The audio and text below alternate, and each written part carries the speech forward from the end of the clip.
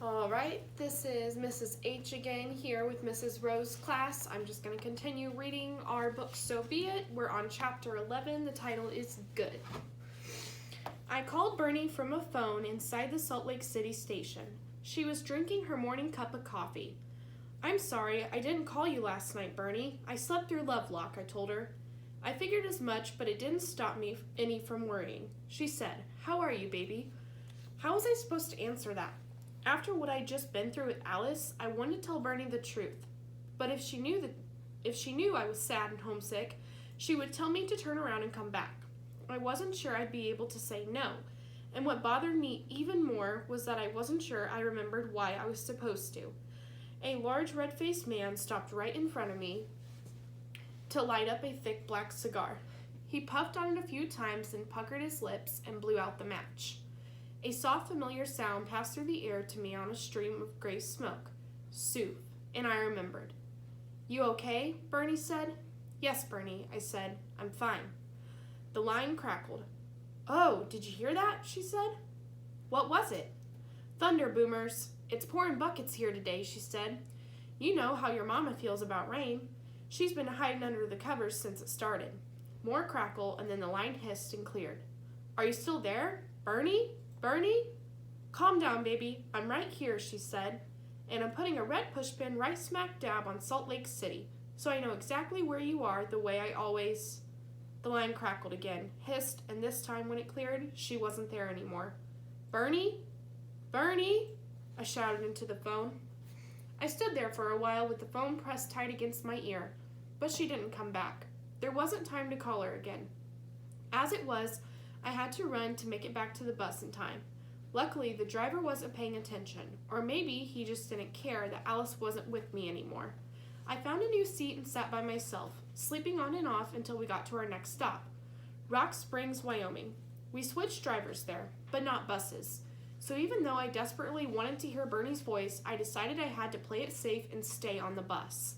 I didn't know if the new driver would have the same feeling about me traveling alone, and I just didn't feel up to facing having to find someone new to get me back on. I ate the second ham sandwich, taking tiny bites to make it last as long as possible. Then I did the same with the last package of devil dogs. The conversation with Alice played over and over in my head. I wish I had a mental switch to turn it off. I kept trying to convince myself that it didn't matter what she thought of me since we'd never in a million years cross paths again.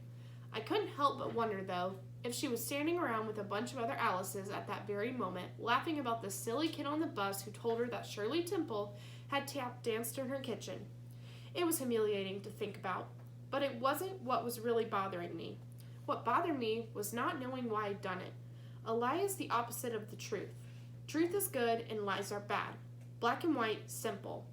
Still, I'd lied to Alice for no good reason, and I haven't even felt bad about it until I'd gotten caught. What did that say about me? I got out my notebook and started a new list. Things I know about lying. Lying is bad. Lying is wrong. Sometimes people lie because the truth is too hard to admit. Sometimes it's easy to do. Sometimes, if you're not careful, you start to believe your own lies. Sometimes it makes you feel guilty. Sometimes it doesn't. People don't always tell you when they know you're lying. By the time we reached our next stop, Cheyenne, I was sick. My stomach had gone from hollow to hurting. I was worried that I might need to throw up. Bernie always brought me a bowl and held my forehead for me when I threw up, and afterwards she'd give me a stick of double mint gum to get rid of the taste. I was the first one off the bus, and I didn't care if it meant having to find somebody to help me get back on. Maybe I wouldn't get back on. Maybe I would call Bernie and tell her I was sick and she would make me come home. Make me give up, and maybe I would go home. Home to Mama and Bernie. I found a phone booth and dialed the number, but instead of an operator, I got a recording, saying that they were unable to complete the call at that time. I tried twice more, but still got the recording. I was half doubled over from the pain in my stomach. Through the window of the booth, I saw a little shop near the ladies' room and decided to buy a package of double mint just in case. But when I got there, I changed my mind and asked for a cup of black coffee instead. The woman seemed surprised, and for a second I thought maybe she wasn't going to sell it to me. But I handed her $1 and she handed me my change and a blue and white cardboard cup with a plastic lid. I took a big sip. It was even more bitter than Bernie's coffee, but I didn't care. I wasn't going to drink it. I was only going to hold it and smell it and let it lead me back where I wanted it to be, in the kitchen, with Bernie, grinding beans in her bathrobe while Mama colored in the living room. The phone booths in Cheyenne were the nice kind, with the little seats and a light that went on when you pulled the glass door shut. I found an empty one, went in, and closed the door. The familiar smell of the coffee quickly filled the small space, making it almost cozy, and I began to feel a little better. I set the cup of coffee on the metal shelf beneath the phone and dialed Bernie's number once more. This time, an operator came on the line. "Collect call from Heidi," I said, relieved to hear a human voice. "Sorry, hon. They got weather out there and the lines are down," she told me. "Down? For how long?" I asked. "Hard to say," she told me. "Couple hours, couple days, depends on what the problem is. A couple of days? If I got back on the bus in a couple of days, I'd be in Liberty." "Can you try it again, please?" I asked. "It's important." "Sure can, but it's not gonna change anything. Like I said, the lines are down and down is down." I tried Bernie unsuccessfully several more times until finally I heard them make the announcement for my bus. The coffee had grown cold in the cup, and the smell was working a darker kind of magic now. Panic had set in, and I felt sicker even than before. Bernie's voice was the only thing I knew that could possibly fill the hollow space that had finally taken over and was about to turn me inside out. I hung up the phone with shaky hands and slid open the glass door. "Soof," it whispered as it folded back on itself to let me through. I clamped my hands over my ears. I didn't want to hear it. Not now. I didn't want to be reminded. I didn't want anything except to get to a trash can. I was going to be sick. The overhead light had clicked off when I opened the door, and I stood in the shadows, shivering as a powerful wave of nausea washed over me. I could see the trash can, only a few feet away, but I couldn't seem to move. I closed my eyes and tried to make myself step out of the booth, but I was frozen in place. Then a faraway voice came to me. At first I thought it was Bernie's, a talking memory in my head. Then I realized it was my own voice I was hearing. I was talking out loud to myself, the sound distorted and echoey because my hands were still covering my ears. "Round the block, up, down, curl the tail onto the next. Round the block, up, down, curl the tail onto the next." I stumbled out of the booth and made a mad dash for the trash can, reaching it just in the nick of time. 3 times I reached and gagged into the big blue metal can, and when at last it was finally over, I opened my eyes and blinked. There was Georgia Sweet. "Doublemint?" she asked, holding out the pack to me. She was tall and thin, and that day we met, Georgia had on a long yellow dress with blue flowers on it. She told me she was 18 years old and had lived in Wheatland, Wyoming her whole life, but that she was on her way to New York City to go to college. New York City is a long way from Wheatland, Wyoming, but it's only 2.5 hours away from Liberty. We would be riding on the same bus for the next 2 days. Once again, I had been found. "How did you know about the Doublemint?" I asked her as we showed our tickets and got on the bus together. Georgia had insisted on buying me a Coke to help settle my stomach, and I was feeling much better. "My mama always gave me Doublemint after an herp," she said. "Yours too?" "My mother has a bum brain, so she doesn't really take care of me. Bernie is the one who gives me gum," I said, determined to get off on a truthful first step with Georgia. "Is Bernie your dad?" she asked. "No, she's my neighbor, but she sort of lives with us. She's family. There are just the 3 of us, plus maybe I have a grandmother, but I don't know for sure yet. It's kind of a long story," I said. Georgia was the opposite of Alice. She was an asker, not a teller. I answered a million questions during the 2 days Georgia and I traveled together.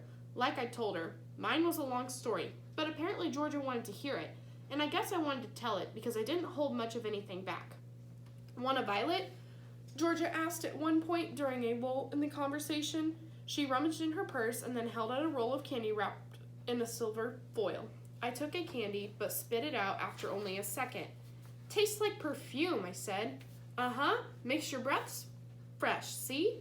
She blew a little stream of warm, flowery air in my direction. "Yep," I said. "It's very important to have good breath," she said. I wanted to ask her if mine was okay, but I felt too shy. Instead, I slipped the violet back in my mouth and sucked on it just in case. "Do you think you'll go to college when you get out of high school?" Georgia asked me. I hadn't told told her yet about me not going to school. Bernie teaches me, I said, so I won't go to high school. I guess she'll teach me college, too. I don't think one person can teach college. It takes a ton of professors to do it, Georgia said. Besides, what if you want to study something Bernie doesn't know about? Like what? I asked. I don't know, like home ec? That's what my mom majored in at college, Georgia said. What's home ec? I asked. Home economics? Back then they taught that kind of stuff to women, you know, cooking and sewing and how to be a perfect mother. Is she a perfect mother? I asked. Well, I guess she was, but I don't really remember because she got cancer and died when I was 5. I didn't know what to say. Nobody I knew had ever died, except for Bernie's father, and I didn't know him. I just knew about him. I felt really bad for Georgia. I couldn't imagine how it would feel to lose Mama or Bernie. I'm sorry, I said. I didn't know. How could you? It's not like it shows on a person what they don't have, she said. Georgia was 18 years old and on her way to college. She knew who her mother and father were and that they had chosen her name because her mother had been born in Atlanta. She had 2 sets of grandparents and a dog named Frisky who was allowed to sleep on her bed. But in spite of all that was different, in some deep, important way, Georgia and I were the 2 yellow ducks in the memory game, one in the middle and one in the upper left-hand corner, matching. Do you miss her? I asked. Not really. My dad is great, and since I've only really ever had him, it just feels normal. Know what I mean? She said. YD, yellow ducks. I knew exactly what she meant. You can't miss what you don't remember ever having. Have you ever heard of the word Soof? I asked. Spell it, she said. I did, but she shook her head. That's when I told her about Mama's list, and how that word had been the reason I'd left Reno in the first place. Do you think Soof is a person? She asked. I don't know, I said. Maybe. Has your mother always been the way she is, or did something happen to her to make her that way? Georgia asked. I think always, but I don't know for sure, I answered. What about your dad? Did he have a bum brain too? I don't know who my dad was, I said. Maybe he's Soof, she said. I began to think that certain things that seem to happen by accident don't really happen by accident at all. Like luck, but even more mysterious. If I hadn't met Alice and made myself sick over all that lying, and if the phone line had been working instead of down, maybe I wouldn't have ever met Georgia. And if I hadn't met Georgia, I wouldn't have told her all the things I told her, and she wouldn't have thought to wonder if Soof was something it had even occurred to me it might be, my father's name. And that is the end of chapter 11.